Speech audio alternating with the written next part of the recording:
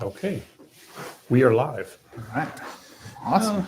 Grab my stuff here.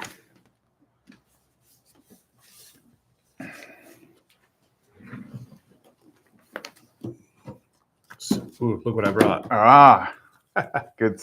Well, kind of good stuff. Kind of good stuff. Oh, man. All right. Good discussion stuff, at least. Yeah. Well, if we're going to talk about how people believe the Bible is a fairy tale. Yeah, that's Okay. Well, good morning, everybody. Yeah. Welcome to the Steadfast podcast. We are, let me send out a test chat here. Remember, you can come on here and chat and ask questions. All right. So let's see. The agenda is to first go beyond Sunday and talk about what happened on Sunday and if there's any announcements or anything like that for the church. And then second would be a hot topic. The hot topic is today that we're discussing the idea that that the Bible and that all of this is just a fairy tale. Sure. And so we're going to go over that. And then the third thing is if you have a question, you come up on chat, you can ask that. And then we'll answer those questions or give a testimony or anything like that. So that's the third part. All right. Yeah. Well, Nate, if you want to talk about Sunday or any announcements. Announcements wise, if you are not a Steadfast attender, this coming Sunday is the children's Christmas program. So that will be exciting. Just having the kids up there. We've kicked off Advent season. We do Advent Steadfast. And that's usually kind of a little bit more a formal church thing, but we like to do it. It's just the idea of Advent is just the word that describes arrival. And so every year we talk about the arrival of Christ, not only the first arrival, but the second arrival of Christ that's still coming. And so we celebrate that every year. We spend the month of December. All of our messages are around that idea of arrival. This year we're talking about the title of the series is How Many Kings, but we're talking about just this idea of how many things that rule your life, whether they're physical people or whether they're practices you have, things that you do, priorities that you have, how many of those things rule your life, and how many of those things really are to your benefit in the long run. And so we're just going through that idea. There's a song, a Christmas song, I think it's a band called Down Here, did one, kind of got us thinking about this idea of how many kings would do what God did for us. And so that's kind of the focus of our Advent this year. It's the first coming, the second coming of Christ, and we've kind of organized around this idea of kings and what kind of king is Jesus. And so we kicked that off this week. We talked about, we looked at the book of Micah because it foreshadows, it prophesies about the coming Messiah.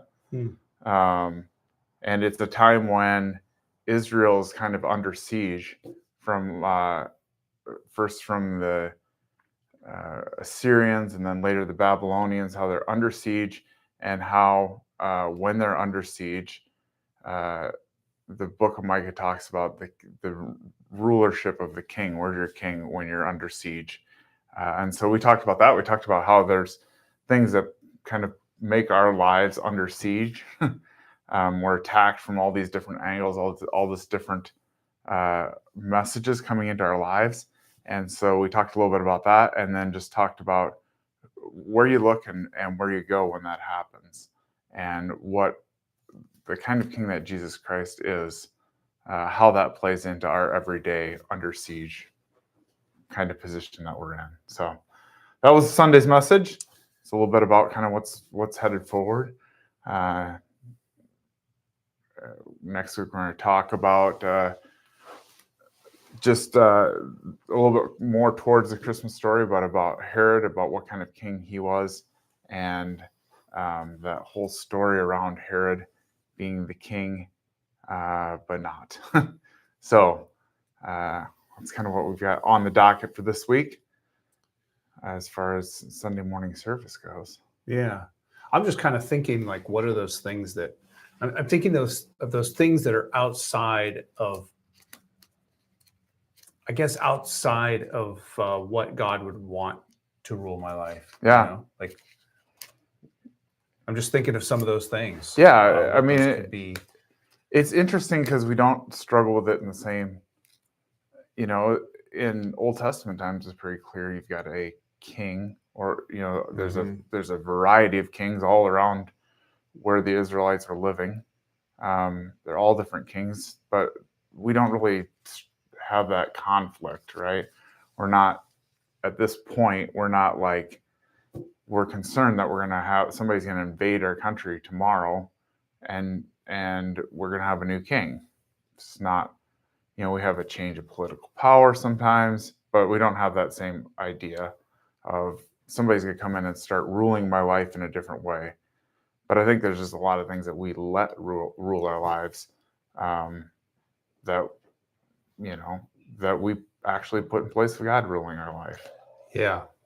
Oh, I think sometimes we probably become our own king. Oh, totally. Yeah. That's, I would say that's probably 9 times out of 10 what we say. We say, I'm gonna pull myself up by my own bootstraps. I'm gonna make myself into a better person. I'm gonna make the decisions that are right for me and for my life. And while there is some responsibility for us to do some of those things, it's the degree to which we allow God to have control in those situations. I think that kind of differentiates that fine line of who's running my life. Am I running my life, or am I allowing the Lord to run my life? And that's something I've been thinking about something lately. I've been thinking about whether you can change or run your life without God. Yeah. And people who don't believe in God, it kind of leads to what the next section of today is that there are people that believe this is all fairy tale, that God does not exist, and that and they change things outside of a belief in God. So maybe they are addicted to something, or something rules their life and they don't want it to rule it anymore. They can eliminate that. Sure. But they don't believe in God, and they don't believe that they're doing that through Him at all. Right. Whereas we believe that God helps us do that. Right. That He wants us to, and so I've just been thinking about that as far as. Yeah, it is interesting. I mean, even if you look back at the beginning, kind of this mandate of rulership, at least over physical things, is handed down to man to have, right? Like God's like, He assigns Adam to rule over creation. And so I think that's one of, when we talk about God says He creates human beings, male and female, and He creates them in His image in Genesis 2. We get some of the aspects that God has. Some of the attributes that He has, He shares with us. And one of those aspects, I believe, is this idea of determination of being able to make decisions, being able to change things in our lives. And He, in His grace, says, hey, I'm going to let you make decisions that you're going to make. Yes. The flip side of that is there's consequences into our decisions too.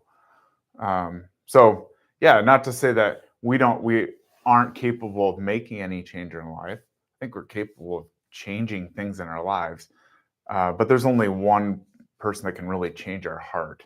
That's a good point. Yes. And you think about, like, what are the motivations? Well, I want to stop drinking because why? Because it does something for me, right? Like it helps me be a better person.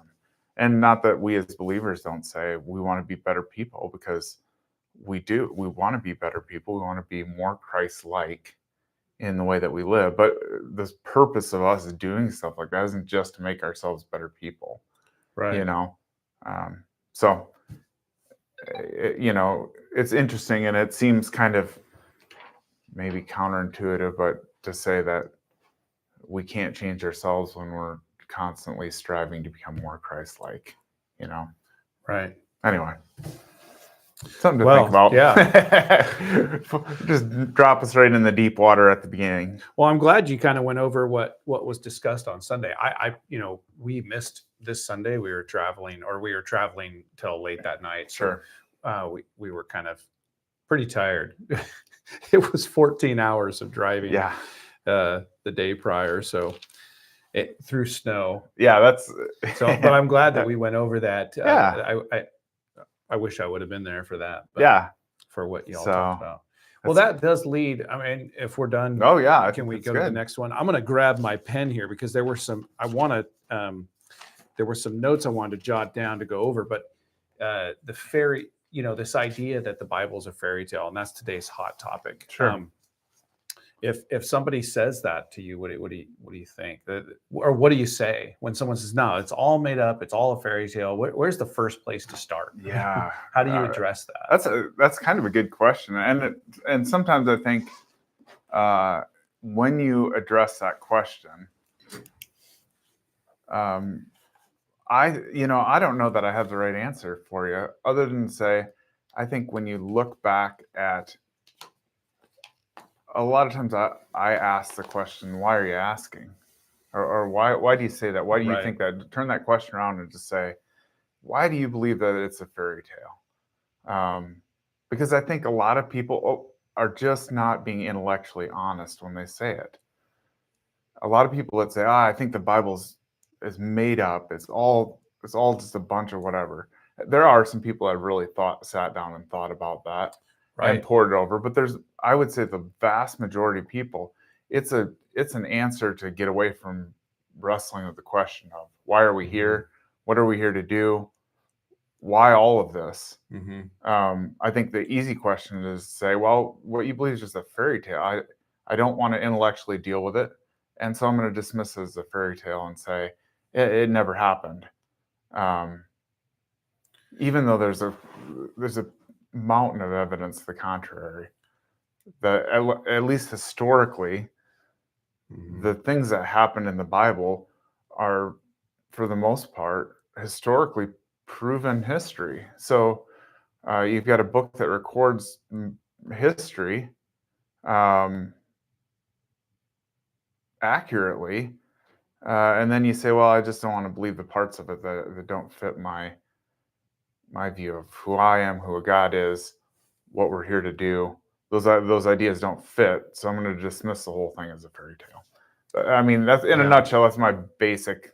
Like, obviously, there's not a cookie cutter answer to that. Well, the world, just the people. There are some really smart minds in the world that do not believe in God. Some of the most, arguably the most intellectual, the smartest people that we have on earth. There are many that don't believe in God. And I'm thinking of some just off the top of my head. The ones that we say are the geniuses. Now, the smartest man in the world, from South Korea, he does believe in God. Sure. So, but he also thinks we live in a simulation. So I'm not sure. Well, I'm not sure what that means. But for me, when I hear that, a couple things come to my mind. One is I think of just how impossible everything is. And I also think of just how people dig their heels in on just the fact that for them, God cannot exist. It's not necessarily that they see a bunch of evidence or that they have evidence that points to a non-existent God, but rather that whatever they believe cannot accept or include the idea of God. Sure. So then it has to be a fairy tale. It has to be made up. If I cannot go there, and that's why I brought this good yet controversial book, which is The God Delusion, because I've been reading that because I want to see what someone like an atheist like Richard Dawkins, what he believes in and why he says it. And the the fact is, at the very core and foundation of it all, is that God to him cannot exist. Because if God exists, that requires a change. It requires something different. Yeah. And if we don't want that, if we do not want a God to exist, then it can't be an option. Yep. And so my response, I guess, if somebody says, hey, this is all just a fairy tale I've made up, then it's just down the line of all the impossibilities, all the ways that everything that we see and do and feel and our emotions and everything. And these are the things I wanted to highlight, like the probability. So like being struck by lightning is 1 in 100,000. Winning a jackpot is 1 in 200 million. And then there's the possibility that 40 prophecies of the Messiah come true. Those there's approximately 40 of them.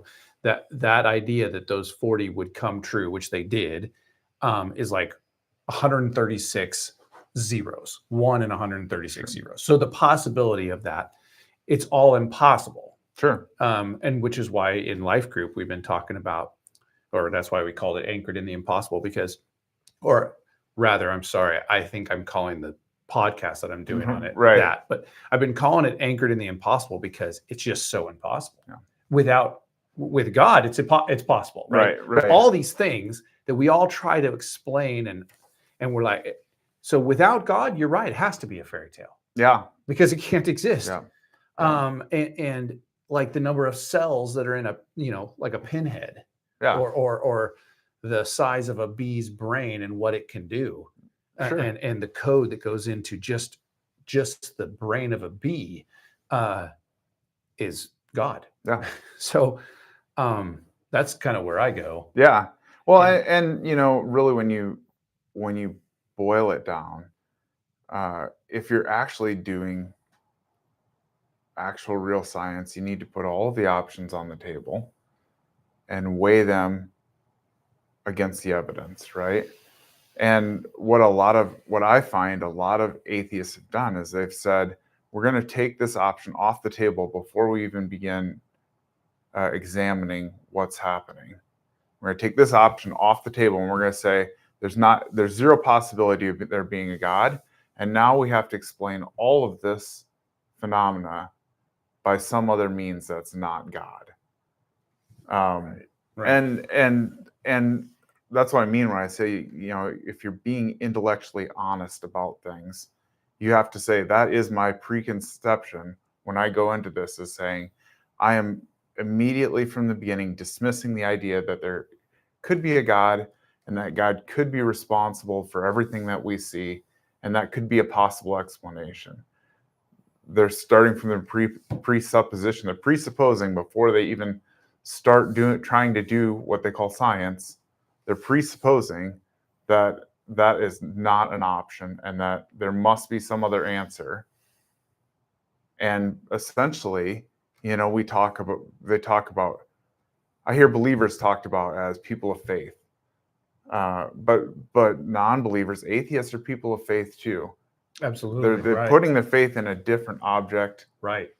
But what they believe, and I would say they're probably stronger people of faith, because I believe there's less evidence that points to there being no creator than there is evidence that there points to being a creator. So in order for me to believe that there's not a creator, I've got to have a vast amount of faith that all of these things could have possibly happened over the course of, billions of years, and that all these puzzle pieces just kind of fall into place on their own.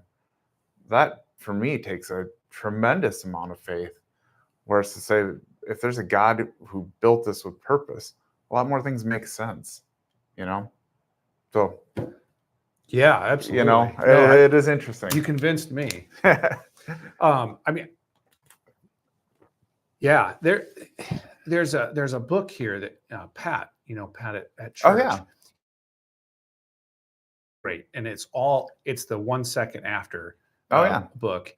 1 second after you ... So 1 second after you die. That's the idea. Sure. and it goes over, is there a God? And then it goes over the earth, goes over water and the brain and the eye and all the things. And when you look at all those things like water and all the properties of water and the fact that everything in the world requires water, like every living thing requires water, and it's perfect for that water is perfect for every living thing. Yeah. That's not random. Like that can't be random. It would be, if it's random, then there would be maybe some liquid that wasn't. Liquid would but the fact that there's something exists every living thing can live off of Yeah. is created. Yes. The idea that the eye has like I forget how many parts. I think there's 40 some parts of the eye that must work in order to see. So if one of those parts does not work, you you can't don't see. see anything. Yeah. And that's just the eye. That's just water. We haven't Mhm. even discussed the billions and billions of things that are in the world that are all perfect for everything else to exist. So the statistics of that, I love statistics when Yeah. it comes to creation. Yeah. Oh, yeah. And I know statistics can be kind of misleading in some places, but Sure. when it comes to this, Right. there's no denying just Right. how impossible that is. So Statistic impossibility of right. something a living cell coming from nothing is, and statisticians will tell you it's an impossibility. It's a statistical impossibility that something living arose from something that didn't exist before without any kind of outside direction. Yeah. You know. Well, and one of the things I just believe it's so sad that, and it's a very bad thing for our society, that this is not taught in school. Sure. And I think sometimes about, okay, how do we get back to creation being taught in school? Yeah. And what if believers all over the world stood up for that? Yeah. Is it a possible? What do you think? Do you Yeah. think I it's don't know. possible? Can we get back to that? I think it's possible. I don't think we ever will get back to it. I think there is, when it talks about Satan being the great deceiver, Yeah. I think, and this is just me talking, but I think he's done a really good job of deceiving people into believing that all of this could possibly exist, right? Randomly. Randomly, Right. completely randomly. Right. And we've And got gets better randomly. I do, and I think our education system has gone away from let's explore all of the possibilities and come up with the most probable, most likely, most intellectually honest answer. And we've gone to let's follow an expert who has, you know, has bought into this idea that there is no God. And because really, we say, oh, it's we want our schools to be free from religion. Well, what is religion? I mean, what does religion boil down to? It's your belief system, right? That is an absolute impossibility. It is impossible to take religion out of schools because everybody has a belief system. If you are an atheist, that is your religion. Your religion, that is your belief system on how we got here and what we're here for. So to say we're taking religion out of schools and then we're teaching atheism is not, I'm using the word a lot today, but it's not intellectually honest. We're not saying we're putting the options on the table and the best one comes to the top and we say this is the most probable reason and cause for all of these things. What we're saying is we don't want that to be true, and we're gonna put this other religion, and atheists will argue all the time that's not a religion, but it is a belief system that governs the way you live. And just because you don't have a God, a labeled God at the head of it, but you have an idea that you've made God ahead of it, doesn't make it not a religion. So yeah, to answer the question, I don't know that. I think it's so deeply entrenched in our system that it would really take almost a supernatural kind of intervention to bring that back out. you know, and it's something that, you know, you also can't step away from, say, uh, Christian people haven't driven some of this as well of over the course The of time. removal. Oh, well, yeah, and Or- just the whole idea of like, uh, you know, especially in the dark ages when church really quashed science and the ability to and the desire to explain things. Right. Um, Well, that's the cunningness you know, of Satan. Is yeah, because science is back. We can. I mean, science is created by God. yes, So this whole we can absolutely study science and study the earth and study um, creation and all that out with God in right. as I mean, in school. true science is looking at. I mean, it's looking into how and why things are created the Yes, way that they absolutely. are. Yeah. Right. So if we start with a presupposition, things are created where they are with a purpose, or we say we start with no presupposition and we come to the conclusion that things are created with purpose and with design and with meaning. If we do that, you know, we are actually studying the God that created us in science. I mean, true science is Yeah. studying why are things made the way that they are, not why did things evolve the way that they are. You know, and it's always a question. You hear on, you know, when people are talking, especially talking around the idea of nature, like why did something evolve the way it did? And it's always a struggle to explain, like why did something evolve this way? Well, if you open yourself up to the idea that maybe it was created that way on purpose, or it was created with the ability to uh, change attributes in order to adapt, that answers a lot of questions. Anyway, Yeah.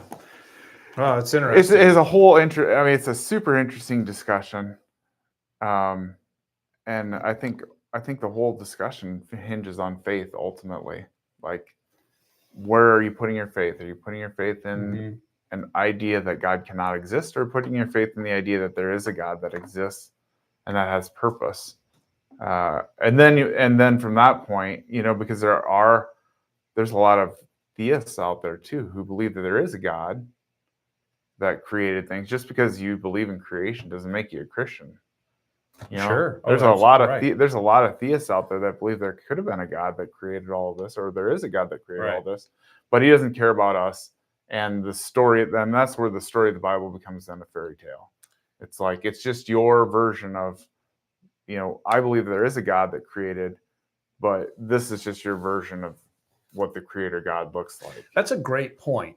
That's a great point that you're making, because I you know, when I think of when someone says it's all a fairy tale, I think of somebody that doesn't believe in a God. Sure. But it could be that this is all made up, the Bible is made up, but I do believe that there's a God out there. Yeah. Something, a higher power. Right. Yeah. The man upstairs or whatever. I mean, even Dawkins talks about, you know, well, maybe life was implanted by something outside of our system, which we would say, well, there is something outside our system, and it is God, right? So we can agree on that kind of point, and still not come to the same conclusion that the God of the Bible is the God of creation. So, you know, it's almost like there's a couple of different discussions in there, I think. Yeah. Well, I'm just a technical thing here. I think that our microphones are wrong. Oh, yours is not facing up. Is it needing to face? But I'm wondering if where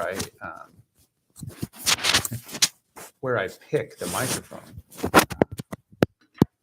because it might just be going through the computer. Picking up through the computer microphone and not through the right, and I don't know through the headphone microphones.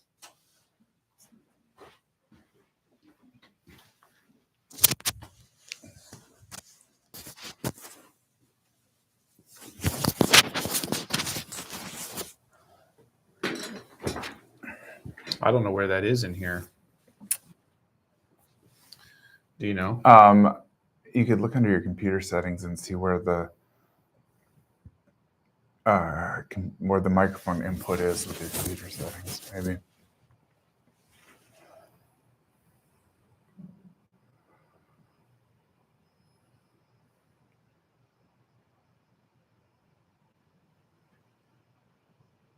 Oh, it's going through there. We want Through the wireless microphones. it was going through the smart cam, I think. Oh, so our camera was recording our voices probably, and not the So wireless test microphones. test. I don't know. I think we're getting a little bit more audio feed there, possibly.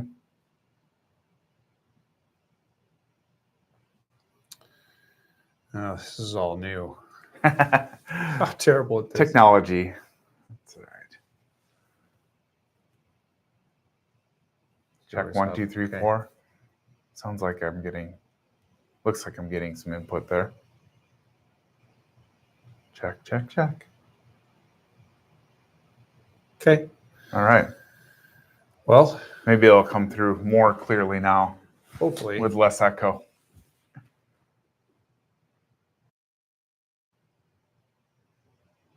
I don't know. Well, okay. Well, I don't know if there's anybody that has any questions or anything today. So, is there anything we wanted to go over? Or unless you've got something pressing. You brought the book, right? What are you finding from the book? I haven't read that one before. Well, I'm finding that I'm only a couple of chapters in, and I'm at the God hypothesis and a deeply religious non-believer. Well, here's where, if you got to have a little bit of thick skin. If you're a Christian and you're reading this, you got to have a little bit of thick skin because, right off the bat, it just says if God does exist, then he is sexist, misogynistic, blah, blah, blah. And there's a whole list of things, attributes that are terrible things levied against God. And it's hard to read it because you're like, man, I don't even like reading it, because he's none of those things. And the claim that the Bible, and here's knowing these things, reading about what other people believe and listening to what other people believe, I personally believe that's really, really helpful for us. Totally. Because one of the things that when we talk about school, having teaching evolution, and one of the things you'll hear it a lot. Well, we're not going to teach that because that's hate, right? Or God is sexist or misogynist. All those things that are levied against him, they're not true. And on top of that, Darwin himself believed that women were just slightly higher in intellectual capability than a dog. Sure. That's what Darwin believed. Those are direct from Origin of Species. And so we're teaching evolution and Darwin in school. Sure. That's fine. Yeah.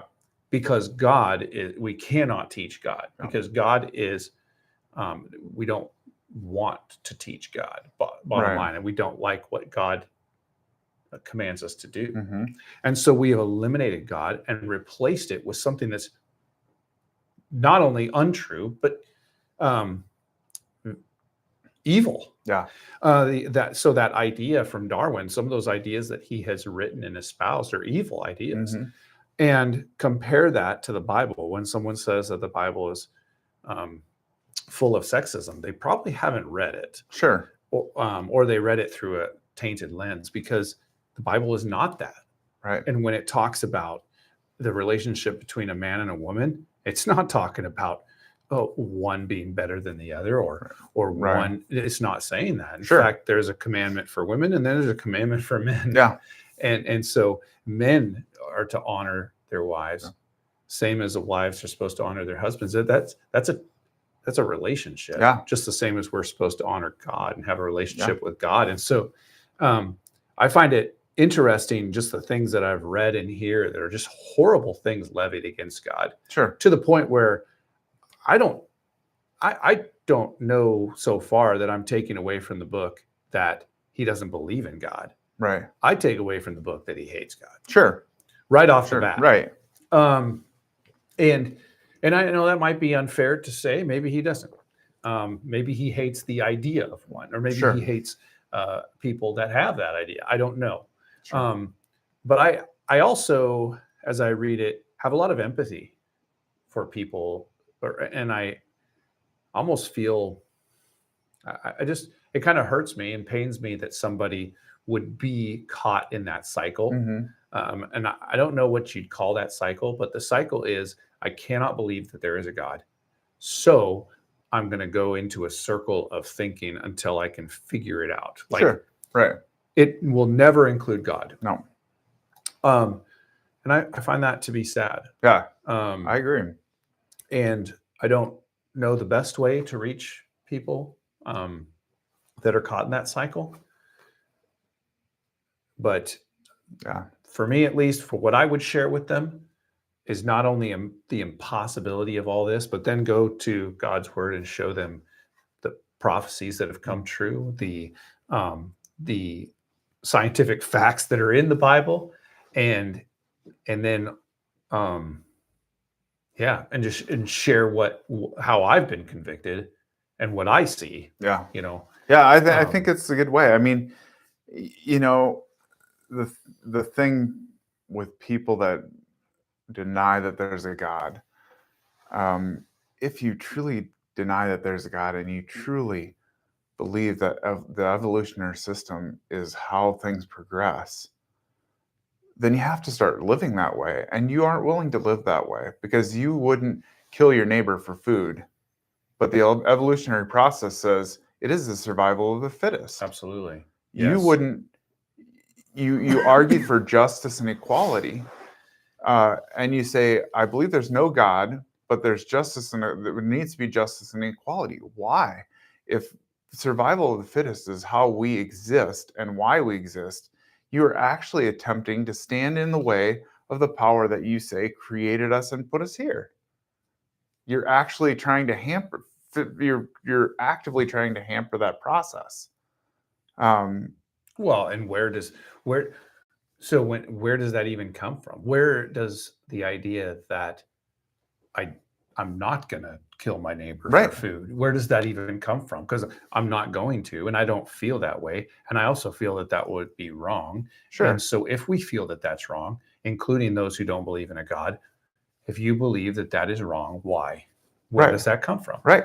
I don't see that can be random. If we're randomly here and we are random creatures and we randomly evolved from a whatever,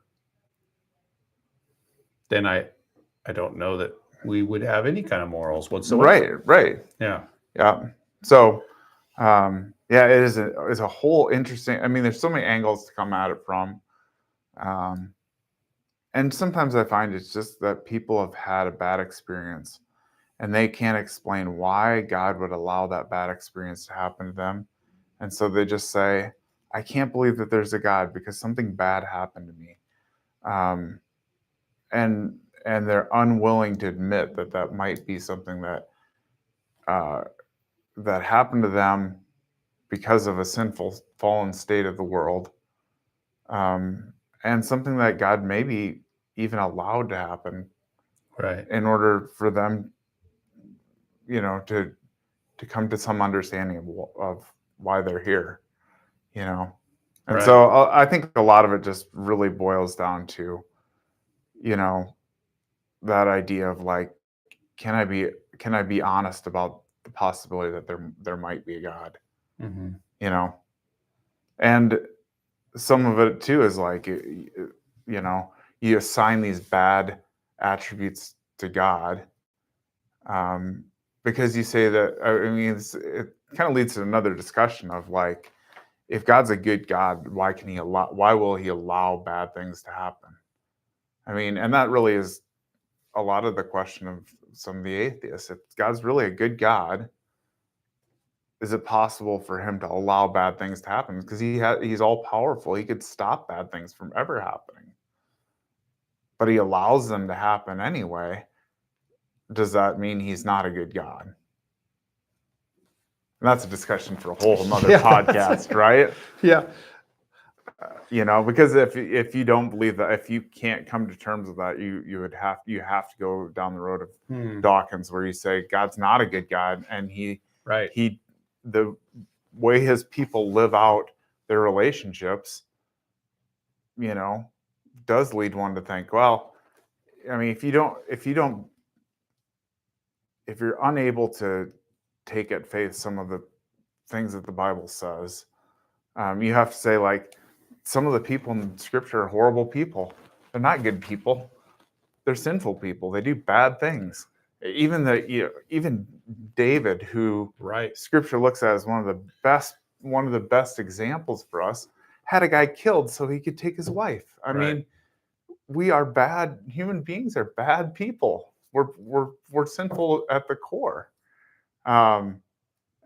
And so for us, yet we want to reason our way then into saying, well, because I see that the creation has a capability of doing bad things, then I must think either the creator made a mistake or the creator's bad himself. And that's just it's a jump, Yeah. Well, and maybe sometimes we get stuck in our own loop too. There are those stuck in the loop of there is no God, and I cannot accept that. And then we sometimes, I believe, get stuck in the loop of there's a God, I'm a terrible person, and I'm stuck in my own loop of not, almost like I'm bad, I'm terrible. God can do all things, but at the same time, like I'm not doing the effort, or I'm not Sure. I'm not defending my faith. No. I'm not stepping out. I'm kind of holding back, and I'm saying and rather than being excited about Right. who we're created to be, Yeah. who God has called us to be. And so if we break out of that, and that might be where we do see creation come back into school, is when believers stand up and break out and say, no, this is a viable, not only theory, because we believe it, but it is something that should be taught. Yes. It should be something considered. Yes. It is okay for people to consider that, and they might see, oh, I considered it, and now I see it. And that's what I really want to help people do, is just look and see. Don't eliminate that. Yep. And it's a theory. I mean, what people will not talk about is that evolution is the theory of evolution. It is a theory. Yes, it's a theory. We have the theory of creationism. We weren't there to witness the first thing. They weren't there to witness the first thing. All we can do is look at what exists now and try to draw lines back to where that is. And if you take the one off the table, you're wiping out a whole section of what science should be and understanding of science. So that, I mean, it is the point where you're dismissing actual knowledge. You're holding yourself back from discovering why things are, because you're saying, that can't be a possibility. And we as believers on the other end of things too, have to be willing to say, as science goes forward and people discover things, we can't jump in and say, my understanding of the things that exist is fixed in dogma of whatever church or whatever religious organization there is that's taught me that. I have to go back and look at, what does God actually say in his word, who God is actually, and not what people have told me to think about God. Because I mean, you look at, like I said, the Dark Ages, the church persecuted people that were trying to answer the question of, why did God make things the way that he did? Why do things operate the way that there is reason and intentionality behind all of it? God put systems into place in order to govern things. Well, and if you just say, well, it is that way because God said it's going to be that way. Well, that's not being also not being intellectually honest and curious of, well, why did God create that to work together, and how did he create that to work together? And don't these things point to the fact that there is a creator rather than Right. the fact that there's not a creator?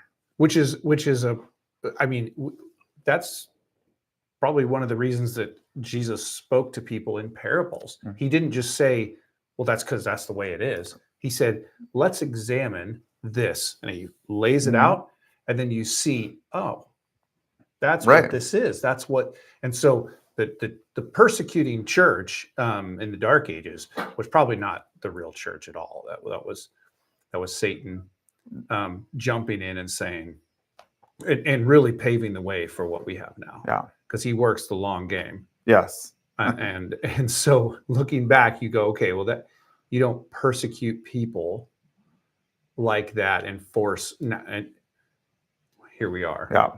where we're going to eliminate that entirely. Yeah.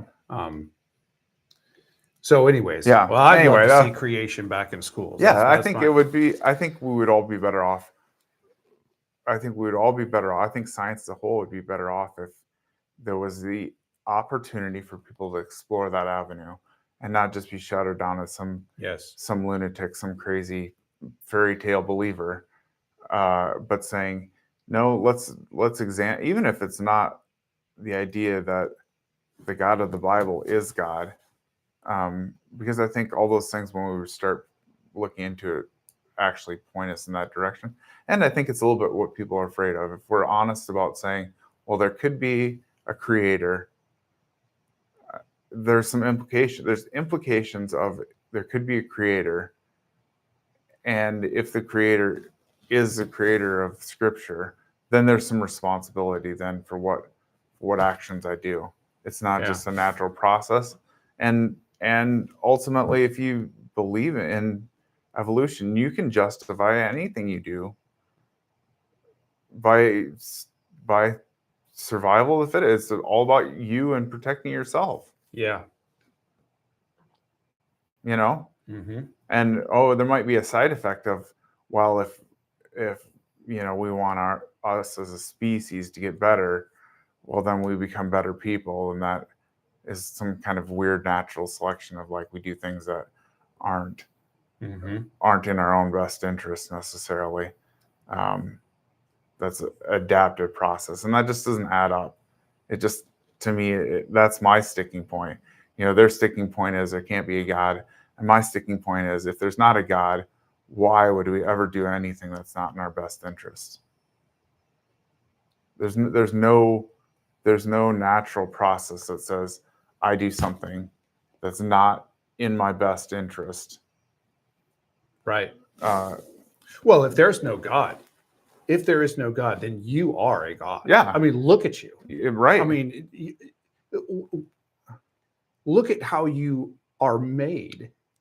Or let's say you weren't made. Right. You randomly happened. Yeah. The fact that you randomly happened means you're a God. Yeah. Because you're pretty amazing. Yeah. And so if you're a God, then you decide. Sure.